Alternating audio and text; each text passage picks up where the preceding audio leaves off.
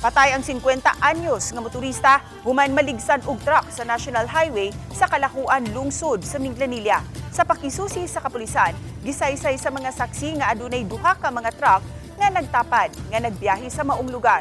Usa ka dump truck nga anaa sa inner lane, samtang tractor head truck ang anaa sa outer lane. Ang maong motorista ang matud pa misud og niagi kini sa tunga-tunga sa duha ka mga truck. Ang tulo ang parehong padung sa Southern Cebu. Naigo matud pa ang motor sa tuong bahin sa tractor head truck. Hinungdan nga nawadon ang kontrol sa gimaneho niyang motorsiklo ug natumba. Padung sa wang bahin sa dump truck ug naligsan gayon. Patay siya diha-diha dayon. Matud sa Minglanilla Police nga nagkasettle ang kabanay sa motorista ug sa duha ka mga driver sa truck ug sa mga kompanya nila. Ug wala nay kaso pang ipasaka. Pahimangno sa kapulisan sa mga motorista nga likayan ang pagpatungod sa mga dagkong sakyanan aron kalikayan usab ang disgrasya.